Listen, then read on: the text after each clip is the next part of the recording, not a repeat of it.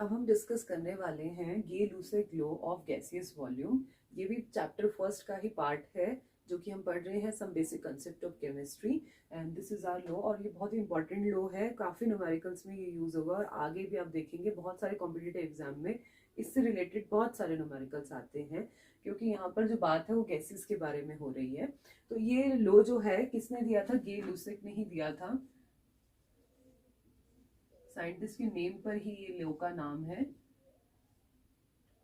किसने दिया था ये लॉ? गे-लुसेक ने ही ये लॉ प्रपोज किया था। और कब दिया था? 1808 में उसने इस लॉ को दिया था। कब दिया था? 1808 में दिया था। ये लॉ क्या बताता है? जस्ट लेट्स सपोज अगर हम देखें HCl का formation, H2 plus Cl2 gives 2HCl। तो लेट सपोज इसका 1 वॉल्यूम है, इसका भी 1 वॉल्यूम है और इसका यहाँ पर कितना है? 2 वॉल्यूम है।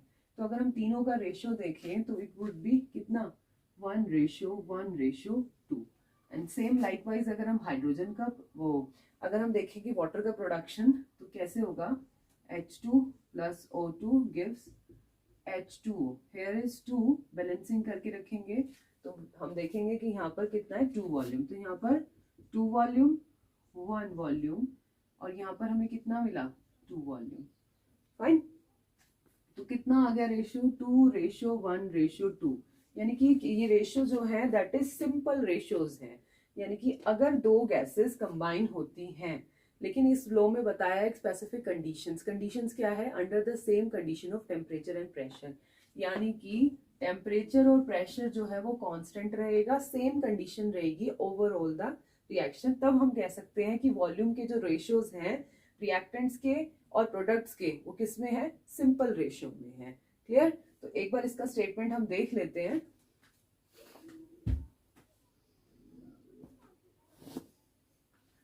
हाँ, इसका स्टेटमेंट क्या होगा? When gases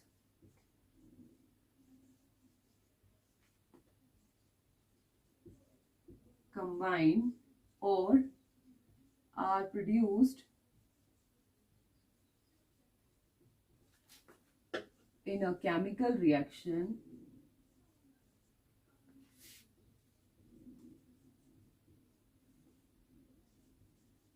they do so in a simple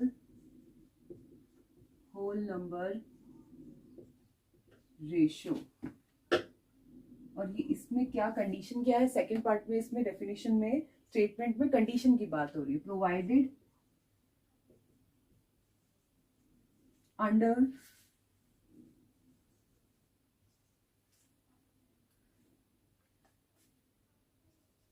same condition of temperature and pressure। Under the same condition of temperature and pressure. ये है हमारा गे-लुसेक लॉ। एक बार मैं फिर से रिवाइज करा देती हूँ। गे-लुसेक लॉ किसने दिया था? It is proposed by Gay Lussac. उनके नाम पर ही लॉ को नाम दिया हुआ है। और कब दिया था? 1808 में। इसका कहने का मतलब था under the same condition of temperature and pressure जो वॉल्यूम का रेशियो है दैट वुड बी सेम।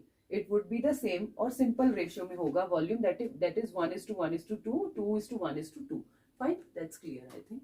अब एक और पॉइंट है इसमें कि गे-लुसेक लॉ जो है वो रिजेंबल करता है किस लॉ से? लॉ ऑफ डेफिनेट प्रोपोर्शन से। क्योंकि उसमें भी एक सिंपल और फिक्स्ड रेशियो की बात की गई थी कि वाटर मॉलिक्यूल जब भी फॉर्म होगा वो एक फिक्स्ड रेशियो में ही फॉर्म होगा, 1:8 की फॉर्म में ही फॉर्म होगा। तो वही बात हो रही है, लेकिन वहां पर वो किस में थी? मास के बारे में बात हो रही थी। यहाँ पर बात हो रही है सिर्फ वॉल्यूम के बारे में। सिर्फ इतना ही डिफरेंस है कि गे-लुसेक लॉ गैसेस से रिलेटेड वॉल्यूम्स के बारे में बात करता है। Otherwise, the Gay-Lussac law is totally resemble with the law of definite proportion. That's it. ये हमने क्लियर कर लिया है आज। चलिए अब नेक्स्ट लॉ के बारे में डिस्कस करते हैं। हेलो स्टूडेंट्स, अब हम डिस्कस करने वाले हैं अवोगैड्रो लॉ। और अवोगैड्रो लॉ जो है वो बहुत ही इंपॉर्टेंट है और जो इसको अवोगैड्रो हाइपोथेसिस भी बोल सकते हैं, अवोगैड्रो लॉ भी बोल सकते हैं, अवोगैड्रो प्रिंसिपल भी बोल सकते हैं। जब इन्होंने अपने लॉ को दिया तब तो इनको इंपॉर्टेंस बिल्कुल भी नहीं दी गई, लेकिन 50 साल बाद इस लॉ को बहुत ही ज्यादा इंपॉर्टेंस दी गई। और ये मतलब इनके जो सारे हाइपोथेसिस थे वो बाद में जाकर लेटर ऑन प्रूव भी हुए सभी। देखिए, सबसे पहले एवोगैड्रो लॉ से पहले हम एक ब्रिजिलियस का लॉ हाइपोथेसिस बताते हैं कि ब्रिजिलियस ने भी एक हाइपोथेसिस दिया था जो कि करेक्ट नहीं था, लेकिन हम उसी इनकरेक्ट से करेक्ट की तरफ बढ़ेंगे। तो सबसे पहले ब्रिजिलियस ने क्या दिया था? ब्रिजिलियस ने कहा था equal volume of all the gases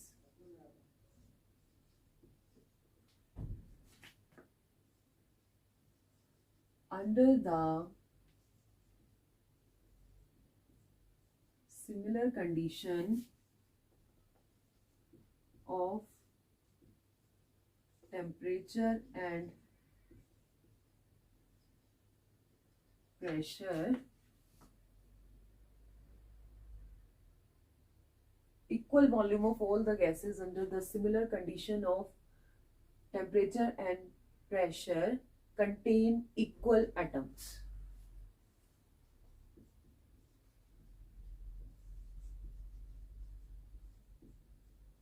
अब जो प्रॉब्लम आई थी, इन्होंने तो ये एटम से रिलेटेड बताया था। हाँ, इसे हम बोलते हैं ब्रिजिलियस हाइपोथेसिस। क्या बोला था उन्होंने? Equal volume of all the gases under the similar condition of temperature and pressure contain equal atoms. एक हम HCl फॉर्मेशन देख लेते हैं। हाइड्रोजन प्लस क्लोरीन गिव्स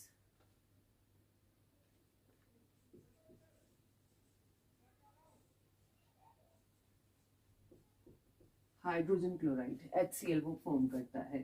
तो अब यहाँ पर हम बात कर रहे हैं वॉल्यूम की। इक्वल वॉल्यूम है, अगर वन वॉल्यूम 2 वॉल्यूम, क्योंकि अगर हम देखें इसका H2 plus Cl2 gives 2 HCl, तो यहाँ पर थोड़ा वॉल्यूम जो हो गया वो डबल हो गया, 2 वॉल्यूम हो गया। तो अब यहाँ पर अगर एटम की बात करें, अगर हम एटम की बात करें तो हमें पता है कि हाइड्रोजन, अब तो हमें पता है आज की डेट में कि हाइड्रोजन जो है वो डायटोमिक फॉर्म में एग्जिस्ट करता है, लेकिन आज से 50-60 साल पहले नोबडी नो अबाउट कि हाइड्रोजन डायटोमिक फॉर्म में एग्जिस्ट करता था, क्लोरीन डायटोमिक फॉर्म में एग्जिस्ट करता था, ऑक्सीजन डायटोमिक, यानी कि एटोमिसिटी के बारे में तो पता ही नहीं था किसी को भी। तो एटम से, तो ब्रिजिलियस ने जो हाइपोथेसिस दिया वो एटम के बिहाफ पे दिया। लेकिन हमें बाद में लेटर ऑन ये भी चीज क्लियर हुई कि atom is the smallest particle of the element, but it may और मे नॉट एग्जिस्ट इंडिपेंडेंटली, यानी कि वो इंडिपेंडेंटली एग्जिस्ट कर भी सकता है और नहीं भी एग्जिस्ट कर सकता। लेकिन अगर हम मॉलिक्यूल की बात करें तो मॉलिक्यूल इंडिपेंडेंटली एग्जिस्ट करता है, इट हैज इंडिपेंडेंट एग्जिस्टेंस, जो कि हमें किसने बताया? अवोगैड्रो हाइपोथेसिस ने बताया, अवोगैड्रो के लॉ ने बताया। तो अब यहाँ पर अगर वन वॉल्यूम को हम कंसिडर कर रहे हैं तो हम क्या लेंगे? यहाँ पर अगर तीनों को हम इक्वल कंसिडर करें तो यहाँ पर हम लेंगे, लेट सपोज 1 एटम। अगर हम इसे 1 एटम ले रहे हैं तो यहाँ पर हम क्या लेंगे? हाफ एटम, और यहाँ पर हाफ एटम। और सिंगल फॉर्म में एटम सिंगल फॉर्म में एग्जिस्ट करता ही नहीं है। तो लेटर ऑन जब हम डेल्टन एटॉमिक थ्योरी के बारे में स्टडी करा तो हमें ये पता चला कि एटम मे और मे नॉट एग्जिस्ट इंडिपेंडेंटली। तो उनका हाइपोथेसिस काफी हद तक ठीक था, बट एटम के केस में वो ठीक नहीं था। उसी को मॉलिक्यूल में कन्वर्ट किया किसने? अवोगैड्रो ने। तो अवोगैड्रो हाइपोथेसिस हमारा क्या है?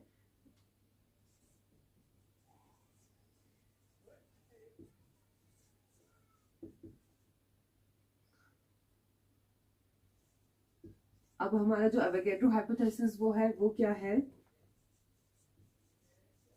Equal volume of all the gases under the same condition of temperature and pressure contain equal molecule।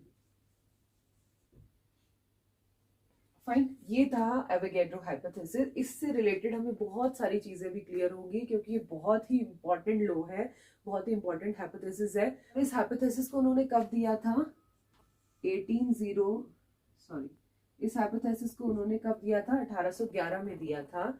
और 1860 में हुआ लॉ 1860 में कॉन्फ्रेंस ऑर्गेनाइज की गई जर्मनी में केमिस्ट्री से रिलेटेड, जिस पर उनके हाइपोथेसिस को एक इम्पोर्टेंस दी गई। सभी साइंटिस्ट ने उसको अप्रूव किया और उस टाइम तो 1118 में तो इसको इम्पोर्टेंस नहीं दी गई थी, देन लेटर ऑन 1860 में इसको इम्पोर्टेंस मिली। अब इसको अगर हम लिखना चाहें यहाँ पर बस एटम के प्लेस पर क्या आ जाएगा, मॉलिक्यूल आ जाएगा।